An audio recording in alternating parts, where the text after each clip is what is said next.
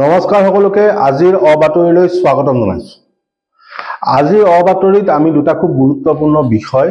আজি আমি আপোনালোকৰ সন্মুখত দাঙি ধৰিবলৈ বিচাৰিছো। এই দুইটা বিষয় ইটো সিটোৰ লগত জড়িত, যদি দুটা পৃথক বিষয় এটা আনটোৰ লগত জড়িত। অসমীয়াত এটা কথা আছে, জোৰ পুৰি হাত পালে। আৰু এই গোটেই কথাটোত গুৰুত্বপূৰ্ণ কথাটো হ'ল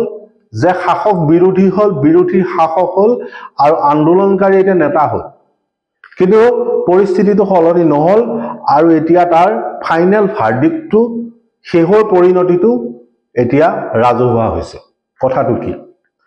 আপোনালোকৰ সকলোৰে মনত আছে যে, বা আপোনালোকে সকলোৱে এতিয়াও শুনি আছে যে অসমত এটা জলবোমা বনোৱা হৈছে, এটা জলবোমা নিৰ্মাণ কৰা হৈছে, যিটো কোৱা হয় নামনি সোৱণশিৰি জলবিদ্যুৎ প্ৰকল্প।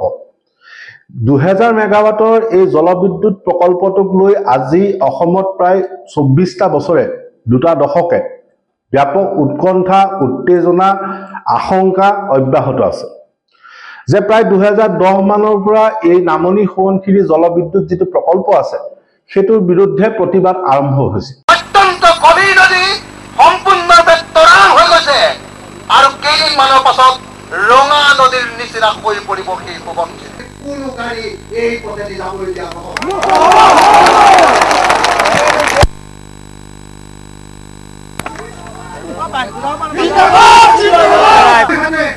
যেনেকৈ কৈছে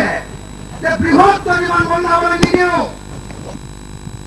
অসমৰ পানী চিৰকালৰ কাৰণে কোম্পানীৰ হাতত নিদিওঁ, অসমে এক পইচাও ৰয়লিটি নোপোৱা এই নদী বান্ধলৈ নালাগে বুলি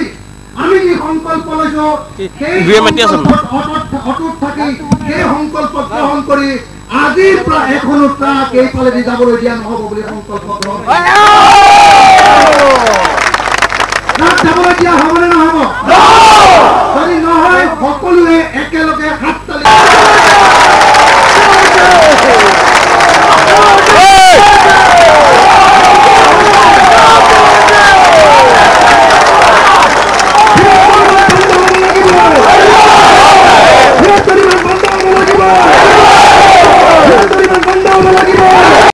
আৰু এই জলবিদ্যুৎ প্ৰকল্পটোৰ ফলত অসমত কি অৱস্থা হ'ব পাৰে সেইটোক লৈ সকলোৱে আশংকা প্ৰকাশ কৰিছে। জলবিদ্যুৎ প্ৰকল্পটো হ'ব নালাগে বুলি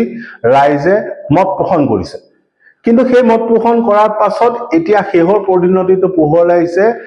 NSPCৰ অধ্যক্ষ RK চৌধুৰীয়ে এইবাৰ অসমবাসীক বিহুৰ বতৰা দিছে। বিহুৰ বতৰা মানে বিহুত ভাল খবৰ অনা নাই, বিহুত এবাৰ বৰদৈচিলা আহিব, বিহুত এবাৰ ধুমুহা আহিব। যে 11 এপ্ৰিলৰ দিনাখনৰ পৰা, অৰ্থাৎ বিহুৰ ঠিক আগতে, বহাগ বিহুৰ ঠিক আগতে NSPCয়ে এই জলবোমাটো মুকলি কৰিব। যে নামনি সোৱণশিৰি যিটো জলবিদ্যুৎ প্ৰকল্প আছে, যিটোৰ বিৰুদ্ধে ৰাইজৰ আশংকা আছিলে, সেই জলবিদ্যুৎ প্ৰকল্প 11 এপ্ৰিলৰ পৰা কাৰ্যক্ষম হ'ব আৰু প্ৰথম অৱস্থাত 3টা ইউনিটৰ 750 মেগাৱাট উৎপাদনৰ বাবে ইতিমধ্যে তেওঁলোকে প্ৰক্ৰিয়া আৰম্ভ কৰিছে, সেই কথা সংবাদমেল যোগে জনাইছে। আৰু 2026 চনৰ ভিতৰত তেওঁলোকে 2000 মেগাৱাট উৎপাদনৰ বাবে তেওঁলোকে ইতিমধ্যে প্ৰক্ৰিয়া আৰম্ভ কৰিছে। আৰু তাৰপাছত এতিয়া আপুনি আপোনাৰ ঘৰৰ ওচৰত যদি কোনোবা সংগঠনৰ নেতা আছে, ৰাজনৈতিক নেতা আছে, তেওঁলোকক সোধক যে তেওঁলোকৰ আন্দোলনটো কি হ'ল। আমি স্পষ্টভাৱে সুধিছো যে যিখিনি মানুহে আন্দোলন কৰিছিলে সেইখিনি নেতা হ'ল, বিধায়ক হ'ল, তাৰ কোনোবা গৈ কেন্দ্ৰীয় মন্ত্ৰী হ'ল, যি শাসক পক্ষ আছিল তেওঁলোক বিৰোধী হ'ল, বিৰোধী গৈ শাসক পক্ষ হ'ল, কিন্তু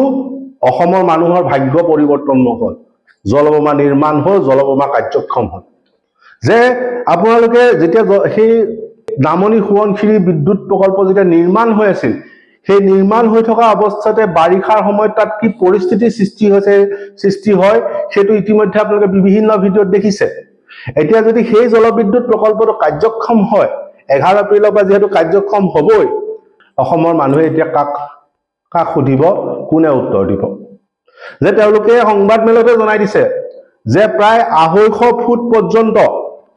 পানী তাত ৰিজাৰ্ভাৰ জমা ৰখা হ'ব। নদী পৃষ্ঠৰ ওপৰত তেওঁলোকে 190 ফুট উচ্চতাত পানী জমা ৰাখিব, বিদ্যুৎ উৎপাদন কৰিব। সেইটো যিটো 250 ফুট পৰ্যন্ত তেওঁলোকে পানী জমা কৰিবলৈ পৰাকে ৰিজাৰ্ভাৰ বনাইছে। এতিয়া আপোনালোকে সকলোৱে জানে অসমৰ দৰে ভূমিকম্প প্ৰবণ অঞ্চল এটাত 100-250 ফুট উচ্চতাত যদি পানী ৰিজাৰ্ভাৰ বনোৱা হয়, সেই ৰিজাৰ্ভাৰটো কেনেবাকৈ যদি ভাঙিবলৈ হয় বাৰিষাৰ দিনত বা সেই ৰিজাৰ্ভাৰৰ পৰা পানী এৰি দিয়া হয় তেতিয়াহ'লে এই উত্তৰ অসমত এটা ব্যাপক বানপানীৰ বিপৰ্যয় হ'ব সাগৰ সদৃশ পৰিৱেশৰ সৃষ্টি হ'ব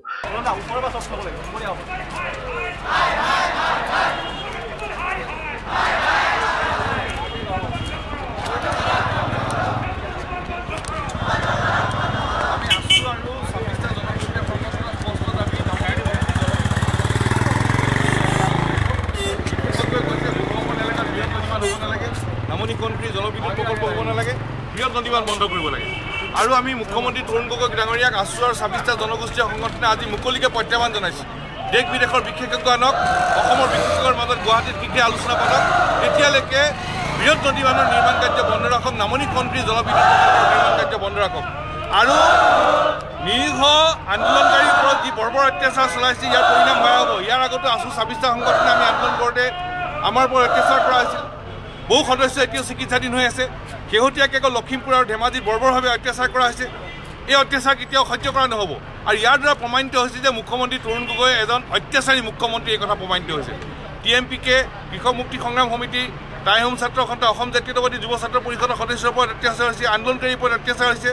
বানবুৰি আন্দোলনকাৰীৰ ওপৰত অত্যাচাৰ বন্ধ হ'ব লাগিব অন্যথা পৰিণাম ভয়াৱহ হ'ব কাৰণ ২০০০ মেগাৱাট বিদ্যুৎ উৎপাদন কৰিবৰ বাবে যিখিনি ৰিজাৰ্ভাৰত পানীৰ প্ৰয়োজন হ'ব